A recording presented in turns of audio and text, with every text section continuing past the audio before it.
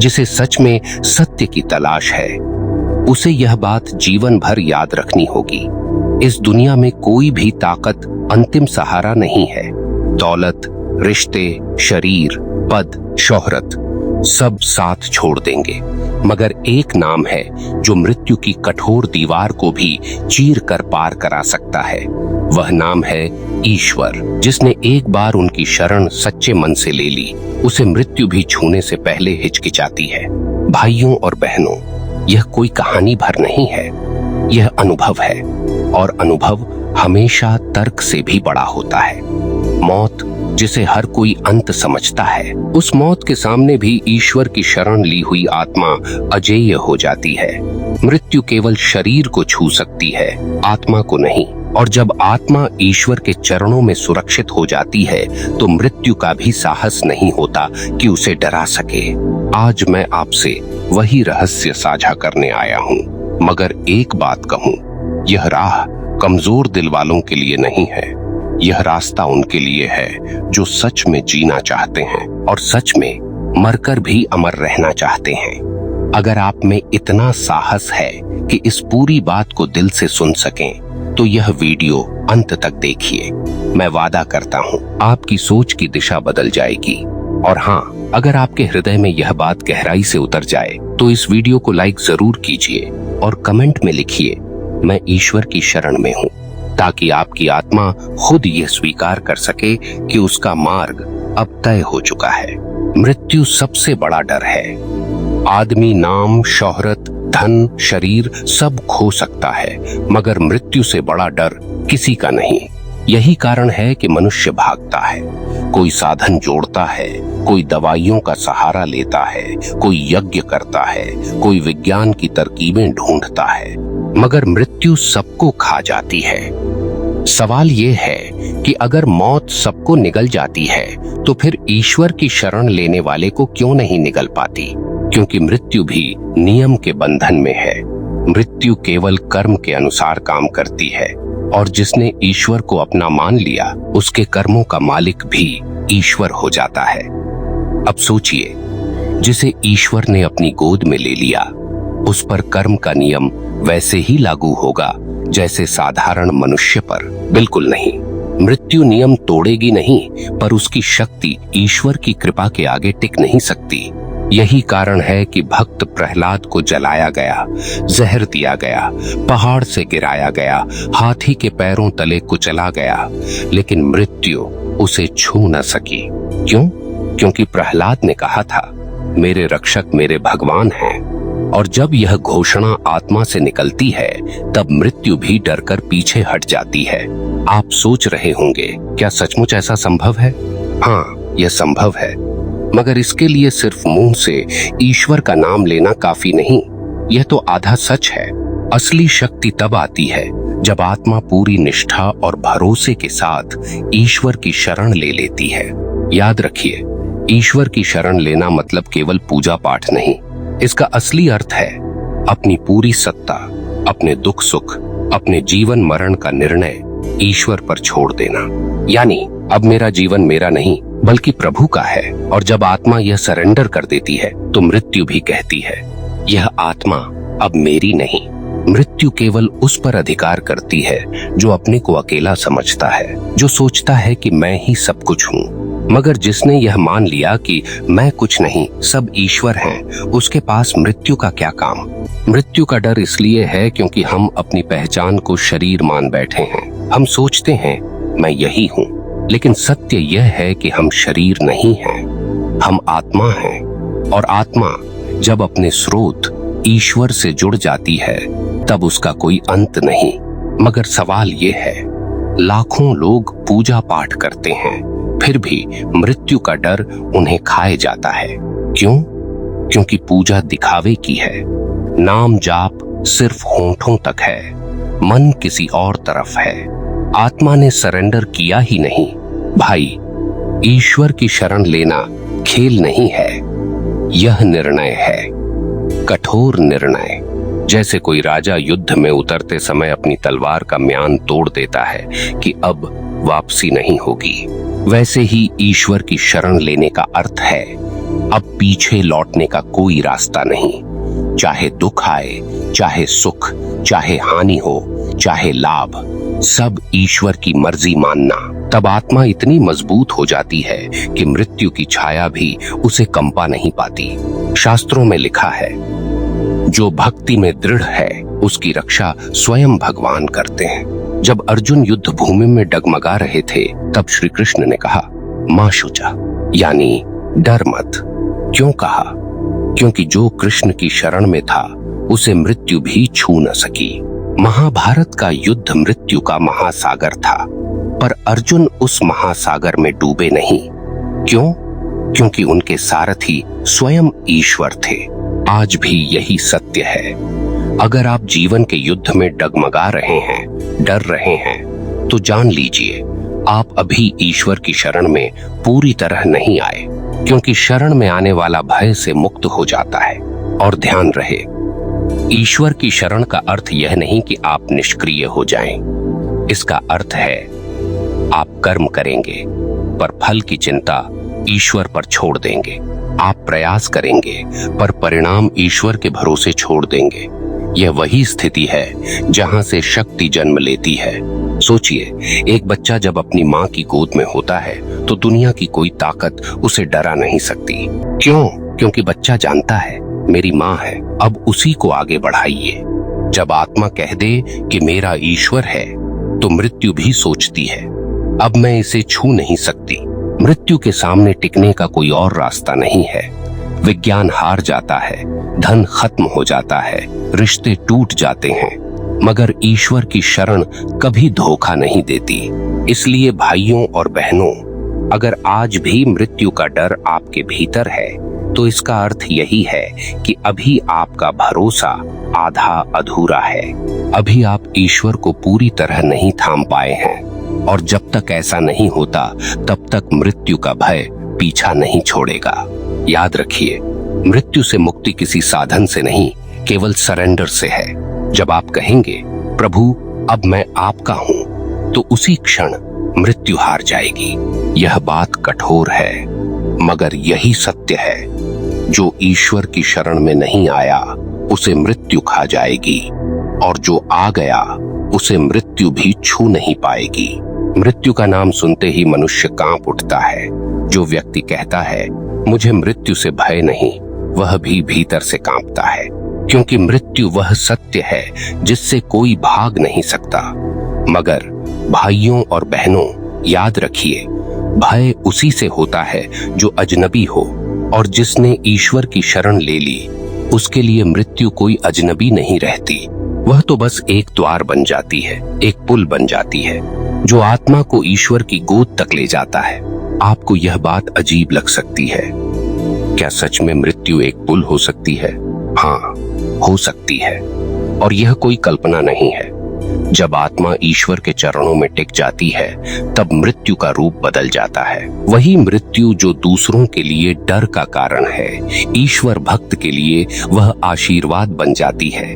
देखिए, अगर कोई राजा अपने सेवक को किसी महल से निकालकर सीधे अपने ही शाही भवन में भेज दे, तो क्या सेवक उसे दंड समझेगा?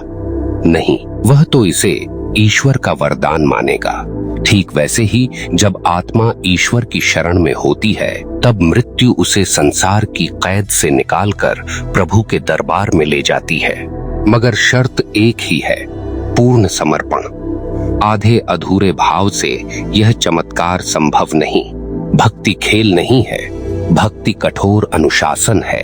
अगर आप सोचते हैं कि मैं पाप भी करता रहूं और ईश्वर को भी पुकारूं तो मृत्यु मुझे छुएगी नहीं, तो यह भ्रम है। ईश्वर छल को सहन नहीं करते। सिर्फ वही आत्मा बचती है जो सच्चाई और भरोसे के साथ प्रभु के चरणों में सिर झुका देती है। कभी सोचा है कि भक्त मीरा को विष का प्याला क्यों नुकसान नहीं पहुंचा सका? क्यों? क्योंकि मीरा ने पहले ही अपना जीवन कृष्ण के चरणों में अर्पित कर दिया था। मीरा का अस्तित्व अब मीरा का नहीं था, वह तो बस कृष्ण की हो चुकी थी। अब मृत्यु के पास क्या बचा? जहर केवल शरीर को छू सकता है, आत्मा को नहीं। और आत्मा जब ईश्वर के साथ जुड़ जाती है तो शरीर चाहे टूट जाए पर मृत्यु पराजित हो जाती है। यही वजह है कि महात्मा लोग मृत्यु का स्वागत हंसते हंसते करते हैं। आपने सुना होगा, कई संत मृत्यु के समय मुस्कुराते हुए आंखें मूंद लेते हैं। क्यों? क्योंकि उन्हें मालूम है यह अंत नहीं बल्कि मिलन है, यह विदाई नहीं बल्कि वापसी है। संसार के लोग रोते हैं क्योंकि उनके लिए मृत्यु बिछड़ना है, लेकिन भक्त हंसता है क्योंकि उसके लिए मृत्यु मिलना है, प्रभु से मिलना।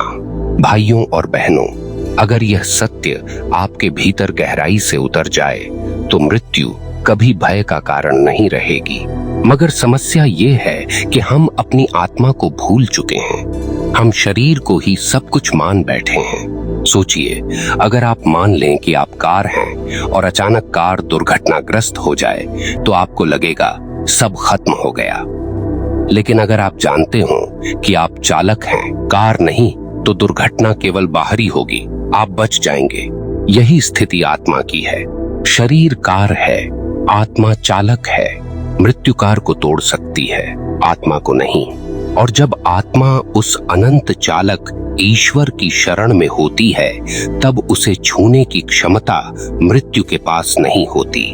कई लोग पूछते हैं, अगर मृत्यु छू नहीं सकती तो भक्त क्यों मरते हैं? ध्यान दीजिए, शरीर मरता है, आत्मा नहीं। भक्त भी शरीर छोड़ते हैं, पर मृत्यु उन्हें आतंकित नहीं कर पाती। साधारण आदमी मृत्यु को देखकर कांपता है, छटपटाता है, डर के मारे बेहोश हो जाता है। लेकिन भक्त मुस्कुराता है, शांति से आंखें बंद करता है। यह फर्क है। मृत्यु को जीतना मतलब शरीर को अमर बना लेना नहीं। मृत्यु को जीतना मतलब आत्मा को मृत्यु से परे पहुंचा देना है, और यह केवल ईश्वर की शरण से संभव है। कभी कभी लोग तर्क देते हैं, अगर सब ईश्वर की शरण ले लें तो क्या कोई मरेगा ही नहीं? देखिए, शरीर तो सबका टूटेगा, यह तो नियम है। मगर फर्क इतना होगा कि जिसने शरण ली है उसकी आत्मा का मार्ग सीधा ईश्वर की ओर जाएगा, और जिसने नहीं ली उसकी आत्मा संसार के चक्र में भटकती रहेगी। तो असली प्रश्न यह नहीं है कि शरीर बचेगा या नहीं। असली प्रश्न यह है, मृत्यु के बाद आत्मा कहाँ जाएगी? क्या वह ईश्वर की गोद में जाएगी या संसार की यातना में भटकेगी? यही कारण है कि संत लोग बार बार कहते हैं, आज ही ईश्वर की शरण लो, क्योंकि मृत्यु कभी भी आ सकती है। मृत्यु समय देखकर नहीं आती, उम्र देखकर नहीं आती। कितनों को आपने देखा होगा, कल तक हंसते बोलते थे, आज नहीं रहे। मृत्यु किसी को चेतावनी नहीं देती, और जब मृत्यु अचानक आ जाए तो केवल वही आत्मा सुरक्षित रहती है जो पहले ही प्रभु के चरणों में शरण ले चुकी हो। भाइयों और बहनों, यह जीवन एक परीक्षा है। ईश्वर देख रहे हैं, क्या आप उन पर भरोसा कर सकते हैं या नहीं? क्या आप पूरी तरह से अपना जीवन, अपना भविष्य, अपना सब कुछ उनके चरणों में सौंप सकते हैं या नहीं? अगर आप यह कर पाए तो मृत्यु हार जाएगी, अगर नहीं कर पाए तो मृत्यु आपको खा जाएगी। याद रखिए, ईश्वर की शरण लेने वाला आदमी हारता नहीं। वह संसार की नजरों में हार सकता है, मगर मृत्यु की नजरों में विजेता होता है। उसकी जीत कोई छीन नहीं सकता। तो भाइयों और बहनों, आज आपसे केवल यही निवेदन है, अपने जीवन को यूं ही मत गंवाइए। आपके पास सबसे बड़ा अवसर यही है कि आप अभी इसी क्षण ईश्वर की शरण लें, नहीं तो कल देर हो सकती है। भाइयों और बहनों, एक बात बड़ी गहराई से समझ लीजिए, मृत्यु केवल वहीं पर राज करती है जहां अज्ञान है। जहां सत्य का प्रकाश है, वहां मृत्यु का साम्राज्य टिक ही नहीं सकता। यही कारण है कि संत लोग कहते हैं, भक्ति मृत्यु पर विजय का शस्त्र है। जिसने ईश्वर को अपना लिया वह मृत्यु से ऊपर उठ गया। आप देखिए, भगवान शिव को महाकाल क्यों कहा गया? क्योंकि वे मृत्यु के भी स्वामी हैं। जब भक्त भोलेनाथ के चरणों में गिर पड़ता है, तब यमराज तक उनकी आज्ञा के बिना उसे छू नहीं सकते। गीता में भगवान कृष्ण ने साफ कहा, मामुपेत्य पुनर्जन्म दुखालयम शाश्वतम नाप्नुवन्ति, यानी जो मेरी शरण में आता है उसे फिर जन्म और मृत्यु का दुख नहीं भोगना पड़ता। यह कोई कोरी बात नहीं। संत कबीर कहते थे, जो मरे सो जानिए जीवत है, जो जीवत है सो मुर्दा। मतलब क्या? जो संसार में खोकर जी रहा है वह जीवित होकर भी मृत है। और जो ईश्वर में लीन हो गया वह शरीर छोड़कर भी अमर है। यही भेद है, मृत्यु किसे छू पाती है और किसे नहीं। अब एक कठोर सवाल आपसे करता हूँ, क्या आप सच में तैयार हैं ईश्वर की शरण लेने के लिए, या बस नाम लेना, मंदिर जाना, कुछ दान करना ही आपको पर्याप्त लगता है? सच कहूं तो यह सब शुरुआत भर है। असली शरण तो तब होती है जब मन, वाणी और आत्मा एक स्वर में कहें, प्रभु अब मैं आपका हूं। और अगर आप यह कहने की हिम्मत नहीं रखते तो मृत्यु आपके सामने खड़ी है। ध्यान दीजिए, भक्ति किसी के लिए आसान रास्ता नहीं है, यह आग का रास्ता है, मगर जिसने इसे पार कर लिया वह मृत्यु पर हंसता है। तुलसीदास ने कहा, राम नाम जपते जपते मृत्यु आ भी जाए तो क्या हानि। वह तो जीवन की सबसे बड़ी जीत है। भक्त की मृत्यु कैसी होती है? न तो डर, न तो घबराहट, न तो पश्चाताप। वह तो मुस्कुराकर शरीर छोड़ देता है, जैसे कोई इंसान पुराना वस्त्र उतार देता है। उसकी आत्मा प्रसन्नता के साथ प्रभु की ओर उड़ती है। मृत्यु केवल उस शरीर को छूती है जो वैसे भी नश्वर है। आत्मा पहले ही ईश्वर के चरणों में समर्पित हो चुकी होती है। अब सोचिए, क्या ऐसी मृत्यु किसी हार की तरह लगती है? नहीं, यह तो अमरता की घोषणा है। यही वजह है कि संतों की समाधि स्थल आज भी तीर्थ बन जाते हैं। लोग उनकी देह को मृत नहीं मानते बल्कि अमर मानते हैं, क्योंकि वास्तव में मृत्यु उन्हें छू नहीं पाई थी। तो भाइयों और बहनों, आज अपने भीतर यह निश्चय कीजिए कि अब मैं मृत्यु से डरूंगा नहीं। डरना है तो केवल एक बात से, कि कहीं मैं ईश्वर को न भूल जाऊं। बाकी मृत्यु, दुख, विपत्ति, ये सब ईश्वर के भरोसे छोड़ दीजिए। याद रखिए, जिसने सच्चे मन से कहा, प्रभु मैं आपकी शरण में हूं, वह पहले ही मृत्यु से ऊपर उठ चुका है। अब अंतिम बात जो मैं आपसे कहना चाहता हूं, वह सुन लीजिए दिल पर हाथ रखकर। जीवन हर क्षण छोटा हो रहा है। आप चाहे जितनी योजनाएं बनाइए, चाहे जितनी सुरक्षा कर लीजिए, मृत्यु किसी भी क्षण दरवाजा खटखटा सकती है। उस समय धन, रिश्ते, पद, शरीर कुछ साथ नहीं देगा। सिर्फ एक नाम साथ जाएगा, ईश्वर का नाम।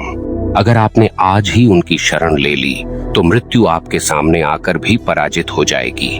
तो भाइयों और बहनों, क्या आप तैयार हैं मृत्यु को हराने के लिए? अगर हाँ, तो इस क्षण ईश्वर का नाम अपने हृदय में बसा लीजिए और कमेंट में लिखिए, मैं ईश्वर की शरण में अमर हूँ। यह शब्द ही आपके लिए कवच बनेंगे। अब बस इतना याद रखिए, जिसने ईश्वर की शरण ली उसे मृत्यु भी छू नहीं पाई।